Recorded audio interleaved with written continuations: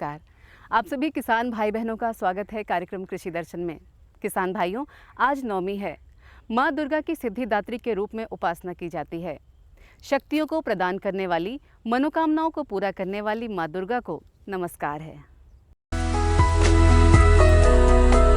अपनी अनूठी संस्कृति में हम सभी जीवन की एक रास्ता को तोड़ते हुए विभिन्न उत्सवों को मिलजुल कर मनाते हैं। हर बार की तरह इस बार भी समस्त ब्रह्मांड को सुरक्षा, साहस और आत्मबल देने वाली मां शैलपुत्री के पूजन के साथ नवरात्र शुरू हुए। 9 दिनों तक चलने वाले इन नवरात्रों में सभी भक्तजन माता के अलग अलग 9 रूपों की पूजा करते हैं, क्योंकि पूर्ण ज्योतिर्मय स्वरूप एवं अत्यंत भव्य रूप में माँ भगवती की शैलपुत्री, ब्रह्मचारिणी, चंद्रघंटा, कुष्मांडा, स्कंद माता, कात्यायनी, कालरात्रि, महागौरी व सिद्धिदात्री के रूप में पूजा अर्चना की जाती है। इन सभी नामों में माता की अनंत शक्तियों का परिचय मिलता है। हर प्रकार की सुरक्षा प्रदान करने वाली माता को शैलपुत्री के रूप में पूजा जाता है। इनकी पूजा करने वाला अव्यवस्थित मन वाला भक्त भी इनकी कृपा और भक्ति प्राप्त करता है। इसी प्रकार मंद मुस्कान के साथ ब्रह्मांड को उत्पन्न करने के कारण माता को कुष्मांडा देवी के रूप में भी पहचाना जाता है। विभिन्न लोकों में सृष्टि निर्माण से लेकर यहाँ विचरण कर रहे समस्त जीवों के कष्टों को हरने वाली माता के प्रति यह असीम आस्था ही है कि सभी भक्तजन सुबह से ही माता के दर्शनों के लिए उमड़ने लगते हैं और विभिन्न मंदिरों में सुंदर सजावट के साथ पूजा आराधना भी लगातार चलती रहती है। अलग अलग कष्टों के निवारण के लिए अपनी मन्नतें माता से मांगने के तरीके भी अलग अलग हैं। लंबी लंबी कतारों में जुटे उपासक अपनी समस्याओं के समाधान के लिए आस लगाए हैं, क्योंकि भक्तों को समस्त आपदाओं के निवारण की शक्ति माता में दिखाई देती है।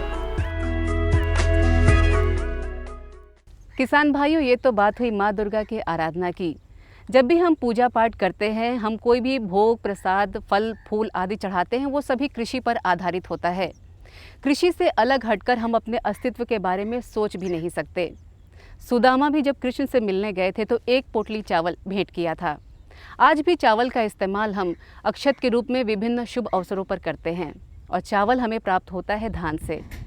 आज धान की फसल विभिन्न अवस्थाओं में खेतों में खड़ी है। अलग अलग अवस्थाओं में हम समसामयिक कार्य के अंतर्गत क्या क्या कर सकते हैं ताकि फसल अच्छी हो और किसानों को दुगना मुनाफा मिले। खरीफ के मौसम में धान बहुत ही महत्वपूर्ण फसल होती है और इस समय धान में बालियां निकलनी शुरू हो गई हैं। अधिकतर धान में बालियां निकल चुकी हैं और कुछ धान में जो कि पछेती किस्में, खास करके बासमती धान है, उसमें अधिकतर क्षेत्रों में अभी बालियां नहीं निकली है। तो ज़रूरत इस बात की है कि इस समय पर हम धान की अच्छे से देखभाल करें। सबसे महत्वपूर्ण होता है जल का प्रबंध, क्योंकि जब धान जन्निक अवस्था में हो, यानी बालियां निकल रही हों, उस समय पानी की कमी नहीं होनी चाहिए। ख़ास करके बाली निकलने के 30 दिन पहले किसान भाइयों हमें समझ लेना चाहिए कि धान में वास्तव में जो बालियों का बनना है वो निकलने के 30 दिन पहले शुरू हो जाता है और बाद में जब बालियां निकलती हैं उस अवस्था पर भी पानी की कमी नहीं होनी चाहिए, शुरू से आखिर तक। और इसमें हम 1 से 2 सेंटीमीटर पानी बनाकर रख सकते हैं। गीला अपने खेत को रखें। साथ ही साथ नाइट्रोजन का प्रबंध भी बहुत आवश्यक होता है इस अवस्था पर, ख़ास करके बाली निकलने के 1 महीना पहले से लेकर बाली निकलने तक। इस बीच हमें जो नाइट्रोजन की बची हुई मात्रा है उसका प्रयोग करना है, 1/3 मात्रा। किसान भाई इस अवस्था को गाभे की अवस्था कहते हैं और इसमें नाइट्रोजन का प्रयोग जो है वो बहुत ज़रूरी होता है। जो आपकी संस्तुत मात्रा है उसकी 1/3 मात्रा का आप इस समय पर प्रयोग करें। साथ ही साथ कुछ किसान भाई जो धान की फसल है उसको बीज के रूप में लगाते हैं, यानी बीज उत्पादन करना चाहते हैं। ऐसी दशा में उसमें खरपतवार किसी भी सूरत में नहीं होने चाहिए। आपको सबसे पहले जो खरपतवार हैं उनको बाहर निकाल दें। साथ ही साथ अगर दूसरी किस्मों के धान के पौधे उसमें आगे हैं तो उनका निकालना भी ज़रूरी होता है। जो दूसरी किस्मों के पौधे हैं उनको आप आसानी से पहचान कर सकते हैं। जैसे आप लंबाई देख सकते हैं, कई बार जो ऑफ टाइप हैं, जो दूसरी किस्मों के पौधे हैं वो लंबे होते हैं या कई बार वो छोटे भी हो सकते हैं। पत्तियों का रंग, पत्तियों का आकार और कई बार जब बालियाँ निकल जाती हैं तो बालियों की लंबाई, दानों का रंग, ये सब पहचान करके आप जो दूसरी किस्में हैं उनको आप अपने खेत से बाहर निकाल दें। साथ ही बीमारी या कीड़ों से प्रभावित जो बहुत अधिक प्रभावित जो पौधे हैं उनको भी आप बाहर निकाल दें और आपकी फिर बीज की जो है अच्छी फसल पैदा होगी, आपको उन्नत बीज मिलेगा। इस समय पर जो हमारे धान की फसल है उसकी सुरक्षा करना भी बहुत ज़रूरी है। इस समय पर धान में कुछ कीड़े मकोड़े और कुछ बीमारियां भी आ सकती हैं। इनका आपको लगातार निगरानी करते रहना है और उनका उपचार करना है जिससे कि इनसे होने वाला नुकसान ना हो सके। जहाँ तक कीड़े मकोड़ों की बात है, धान में इस समय जो तना छेदक है उसके आने की संभावना रहती है। अगर आप अपने खेत में जाएं और उसको हाथ से हिलाएं, पौधों को धान की या किसी डंडी से आप उसको हिलाएं, तो आप देखेंगे आजकल जो धान का तना छेदक कीट है उसके जो वयस्क हैं या निम्फ हैं वो आपको, वयस्क हैं खास करके एडल्ट्स हैं, वो आपको उड़ते हुए दिखाई देंगे। ये भूरे रंग के होते हैं। होता क्या है कि अंडे देता है पहले ये कीट तना छेदक, इसके बाद उससे सूंडियाँ बनती हैं और सूंडियाँ तने के अंदर घुसकर तने को अंदर से खा जाती हैं, उसको कमज़ोर कर देती हैं। इस तरह से अगर आप देखेंगे तो बालियों का रंग सफ़ेद हो जाता है या बालियाँ सूख जाती हैं। जब इन बालियों को आप बाहर निकालते हैं तो ये बड़ी आसानी से खिंच जाती है। इस कीट के नियंत्रण के लिए आप कार्टप हाइड्रोक्लोराइड की 20 से 25 किलोग्राम मात्रा प्रति हेक्टेयर के हिसाब से बुरक दें खेत में, तो इसका नियंत्रण हो जाता है। दूसरी तरफ धान की फसल में इस समय पत्ती लपेटक कीट का प्रकोप हो सकता है।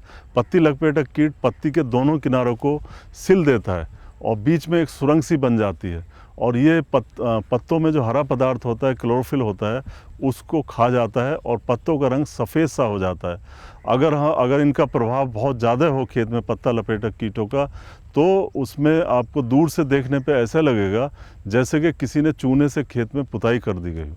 इसकी रोकथाम के लिए भी आप कार्टप हाइड्रोक्लोराइड नाम की दवाई है उसका प्रयोग कर सकते हैं। इसकी 20 से 25 किलोग्राम मात्रा प्रति हेक्टेयर के हिसाब से खेत में आप प्रयोग करें, इसको बुरक दें। प्रयोग करने के लिए आप जो रेत होती है उसका प्रयोग भी कर सकते हैं। रेत में आप इस दवाई को, आवश्यक दवाई को मिलाकर समान रूप से अपने खेत में बखेर सकते हैं। तीसरा एक महत्वपूर्ण कीट जो इस समय आ सकता है वो है ब्राउन प्लांट होपर। जो भूरे फुदके होते हैं उनके आने की संभावना होती है और भूरे फुदकों की आप लगातार अपने खेत में निगरानी करते रहें और पौधे के जो हटाने के बाद जो तने का हिस्सा है उस पे आप इस कीट को देखें। ये मच्छर के आकार से बड़ा होता है और जो इसके शिशु होते हैं और जो वयस्क होते हैं, दोनों धान के तने से और पत्ती का जो आवरण होता है, जो तने पे लिपटा हुआ होता है, उससे रस चूसते हैं।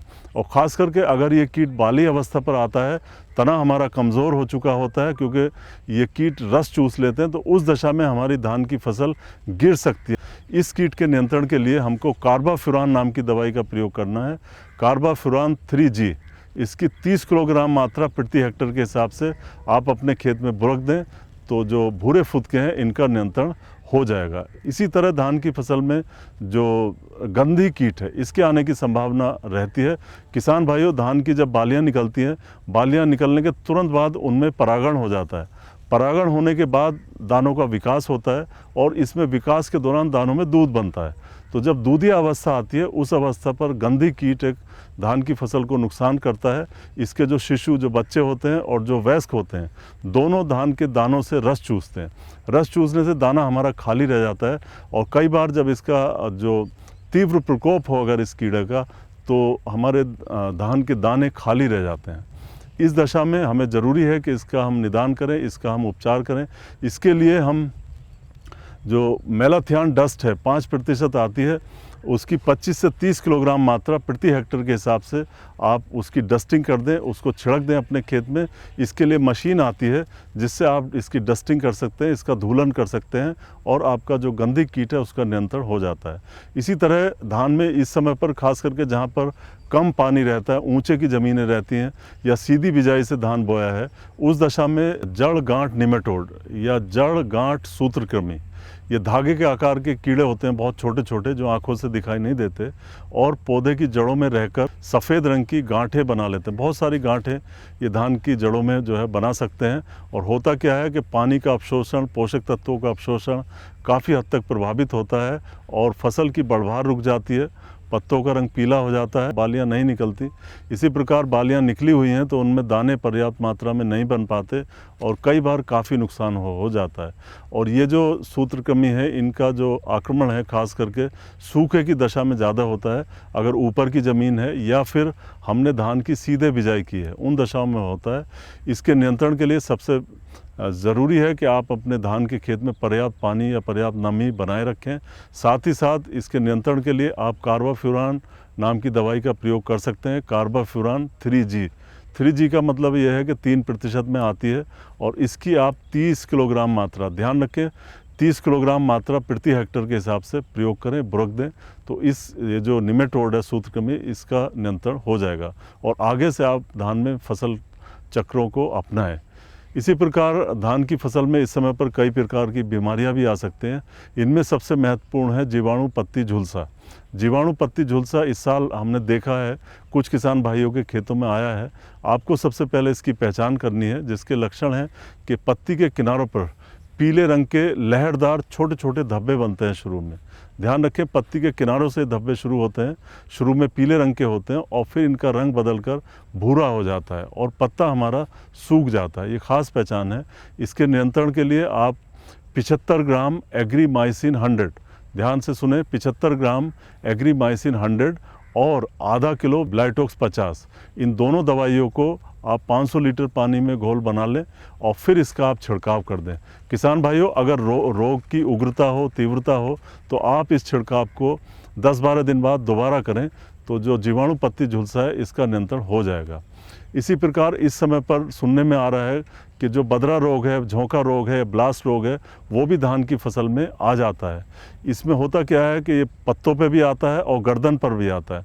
गर्दन हमारा जो धान के पौधे की जो बाली होती है उसका सबसे नीचे का हिस्सा होता है, जहाँ से ये तने से जुड़ा होता है।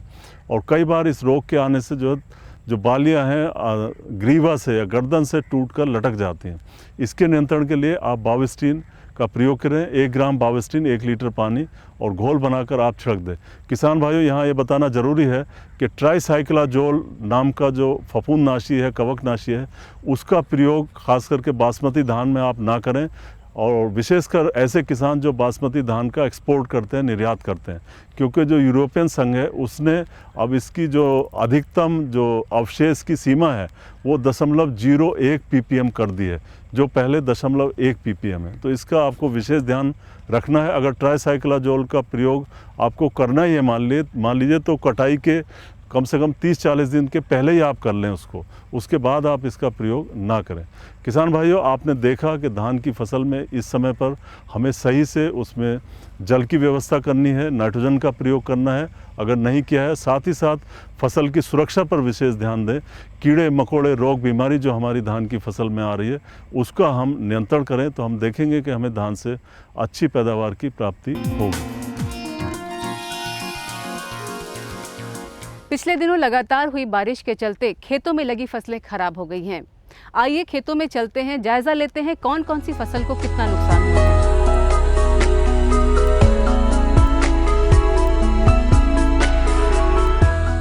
पिछले सप्ताह देश के उत्तरी राज्यों में और अन्य राज्यों में बहुत अच्छी बरसात हुई है। इस बरसात के कारण कहीं कहीं पर धान की फसल गिर चुकी है। खास करके ऐसी फसल जो बहुत ऊंची थी या लंबाई जिसकी ज़्यादा थी, या साथ ही साथ जिसमें बालियां निकल आई थी और बालियां भारी हो चुकी थी, धान की फसल गिर चुकी है।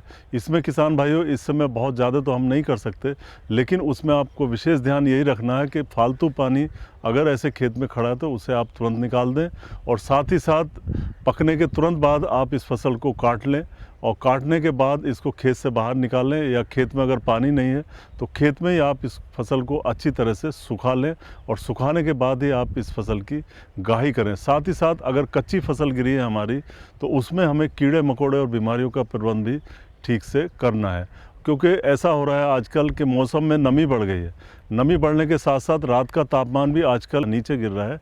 ऐसी दशा में कुछ बीमारियां या कीड़े हमारी फसल में आ सकते हैं, उनसे हमें फसल की सुरक्षा करनी है।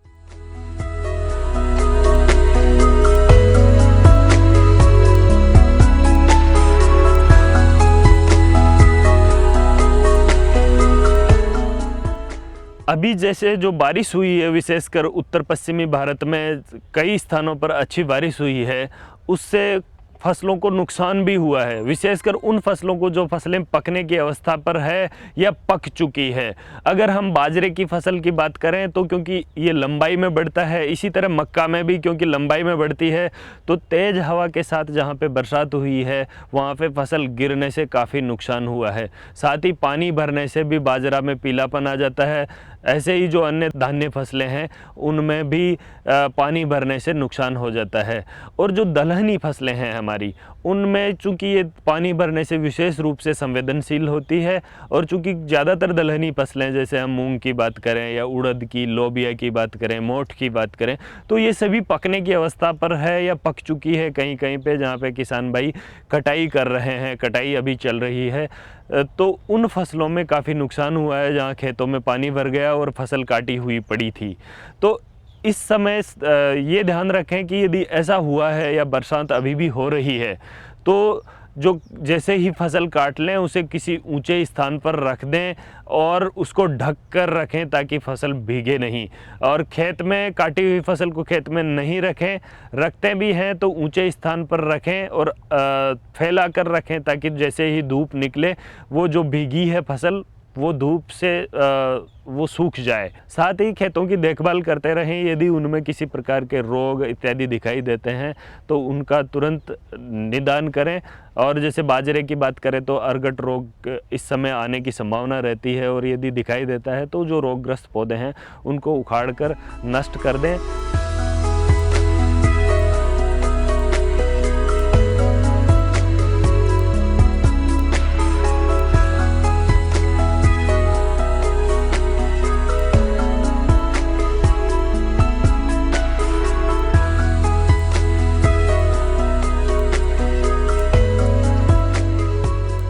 दो दिन पहले बरसात जो हुई है उससे काफ़ी नुकसान हुआ है, और उसमें जो स्वीट कॉर्न की सोइंग की गई थी उनका जर्मिनेशन नहीं आ पाया, और स्वीट कॉर्न की काफ़ी महंगी फसल है, काफ़ी महंगा बीज है, और उससे काफ़ी नुकसान हुआ है। हमारी हार्वेस्टिंग अब तुड़ाई चालू हो चुकी है। बरसात की वजह से हमारी ये रुक चुकी है। इसकी वजह से इसके स्वीट कॉर्न के ऊपर से मुंह खुल गए हैं। मुंह खुलने की वजह से इसमें सुंडी वगैरह उसके दाने में मैच्योर होने की दिक्कत हो रही है।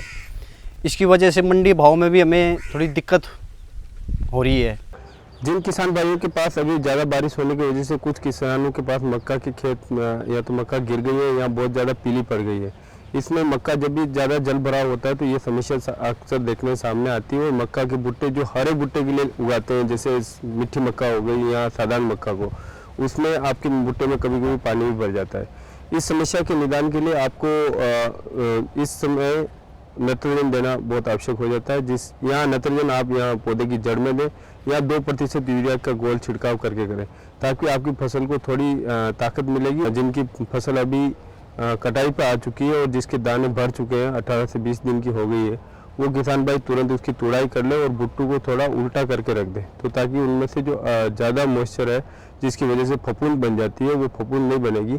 इसके साथ साथ ही ये देखा गया है कि इस बार जो हरे भुट्टे के लिए किसान कर रहे हैं या मिट्टी मक्का के लिए किसान खेती कर रहे हैं, उनके खेत में हेलिकोवर्पा जो कीड़ा होता है उसका प्रकोप देखा गया है, जिसकी वजह से बहुत गंदगी फैल जाती है और जो ऊपर का भुट्टे का भाग होता है वहाँ पे उसकी बीट दिखाई देती है, उससे फफूंद बनती है और मार्केट में उसका अच्छा दाम नहीं मिल पाता है।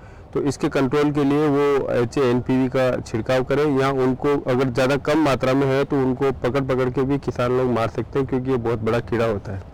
इसके साथ साथ ही किसान भाई जिन इस समस्या से बचने के लिए, जहाँ मक्का की फसल गिर जाती है ज़्यादा बारिश होने से, इससे बचने के लिए किसान भाई जो बारिश का ऋतु है उसमें मक्का को मेड़ के ऊपर बोए और साथ ही साथ में उसके ऊपर मिट्टी भी चढ़ा दें जहाँ वो हरे भुट्टे के लिए ले रहे हैं। बेबी कॉर्न में ये समस्या अक्सर नहीं दिखाई देती है, क्योंकि इसमें भुट्टे का वजन नहीं होता और नहीं गिरती है, तो बेबी कॉर्न को वो समतल भूमि पर कर सकते हैं। लेकिन इस समय उचित जल निकास, दूसरी बात उसको मेड़ पे बोएं और उस पर मिट्टी चढ़ा दें, ताकि ये समस्या आपके नहीं आए।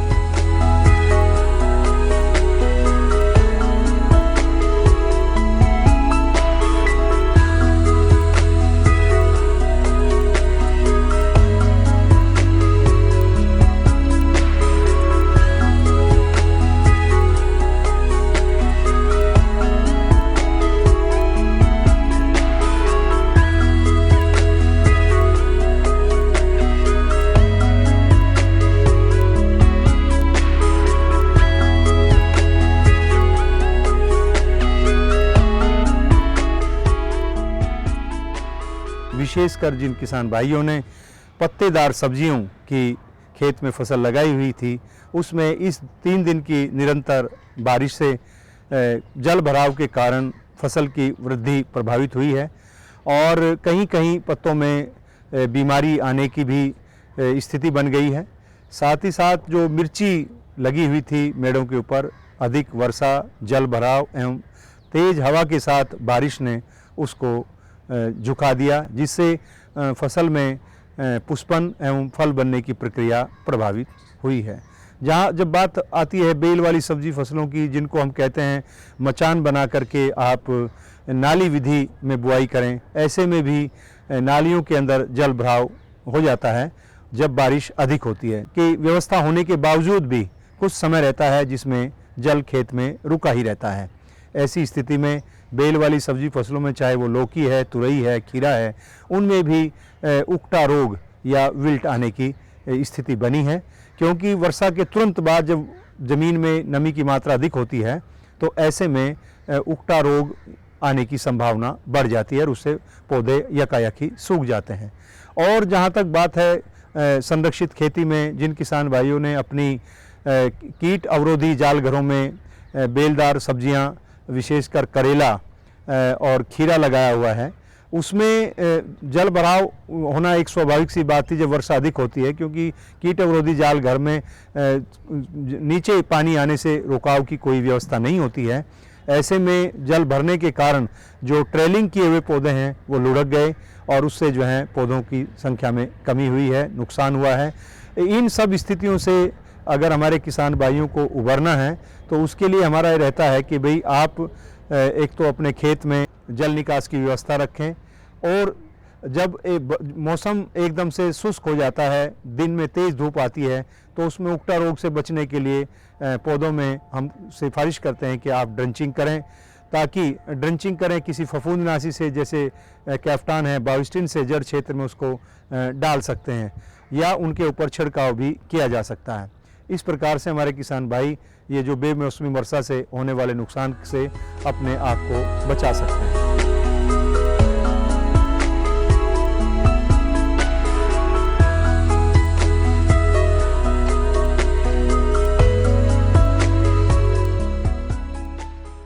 पिछले सप्ताह उत्तर पश्चिमी देश के अन्य भागों में अत्यधिक बारिश हुई है और इससे फलों में खास करके जो इस वक्त लग रहे होते हैं, जिनमें बाढ़वार ले रही होती हैं, उनमें काफ़ी नुकसान देखा जा सकता है। जैसा कि नींबू वर्गीय फल हैं, या कीनो है, या मौसमी लगी हुई है, या चकोतरा लगा हुआ है, इनमें जो है अत्यधिक फल मक्खी ये बहुत ज़्यादा उसमें असर डालती हैं और उसमें फल पीला पड़ के गिरना शुरू हो जाता है। तो ऐसे में किसान क्या करे? उन्हें ये करना है कि 2 मिलीलीटर प्रति लीटर के हिसाब से रोगर नामक एक दवा आती है, इसका छिड़काव करें तो उससे काफ़ी हद तक उन्हें निजात मिल सकता है। साथ ही नीम के खली का पानी, जैसे 100 ग्राम नीम के खली के पानी को अगर हम 1 लीटर पानी में डाल दें तो रात भर भिगोने के बाद इसे छान कर इसे छिड़काव करें तो फल मक्खी से काफ़ी हद तक निजात पाया जा सकता है।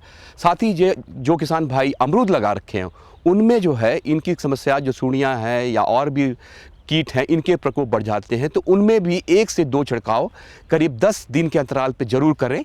जो किसान पपीते की खेती कर रहे हैं, उन्होंने अभी तक जैसा नर्सरी लगाया हुआ है, तो उनमें एक जो सफ़ेद मक्खी होती है, ये प्रकोप बहुत ज़्यादा बढ़ जाता है, जिससे कि उसमें सिकुड़न की समस्या, जो विषाणु रोग होता है, वो बहुत ज़्यादा लग जाता है। इसका भी निदान करना बहुत ज़रूरी है और इस पे कीटनाशक दवाओं का, जैसा कि मैंने बताया रोगर का, और जो इसमें गलन की समस्या होती है उसे बचाने के लिए बवेस्टीन हो या रिडोमिल हो, ये 2 ग्राम प्रति लीटर के हिसाब से छिड़काव कर दें, या देखें कि वहाँ पानी का जो है जमाव ना हो। ऐसा होने से क्या होता है, पौधा बिल्कुल गल जाता है और उसे हमें बरसात में जब पानी निकल जाने के बाद अगर जो गल गए हैं उसको रिप्लेस कर दें, अन्यथा उन पे जो लगे हुए हैं उन पे छिड़काव कर दें, जिससे गलन की समस्या बिल्कुल ना हो सके।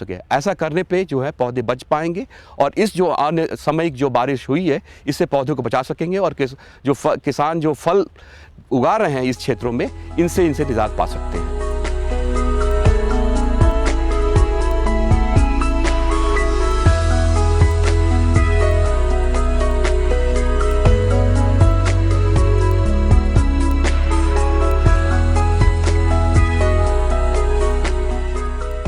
ऐसा नहीं है जो अभी बारिश हुई है उससे नुकसान ही नुकसान हुए हैं, उसका हमें फ़ायदा भी उठाना चाहिए। जो हमारे खेत हैं उनमें अब पर्याप्त नमी है, तो जैसे ही खेत सही कंडीशन में सही दशा में आता है, 1-2 जुताई करके अभी सरसों की बुआई का उचित समय है। और जो सरसों की अगेती किस्में हैं जैसे कि पूसा सरसों 28 है, पूसा सरसों 25 है, इन किस्मों की बुआई अभी आप कर सकते हैं, बुआई का उचित समय है। तो जो नमी है हमारी उसका लाभ लें, और जहाँ पे सिंचाई की व्यवस्था है वहाँ भी एक पलेवा करना पड़ता है बुआई से पहले, तो वो पलेवा भी हमारा बच जाएगा और वहाँ पर बुआई कर सकते हैं। और अभी यदि खेतों में नमी रहती है तो अक्टूबर के महीने में तो चने की बुआई का भी समय आ जाता है, तो चने की भी जो अपने क्षेत्र के अनुसार आवश्यक जो रिकमेंडेड हमारी किस्में हैं उनको आप लगाएं और चने की भी बुआई करें। तो जो नुकसान हुआ है खरीफ की फसलों में कुछ, उसकी भरपाई आप रबी फसलों में कर सकते हैं।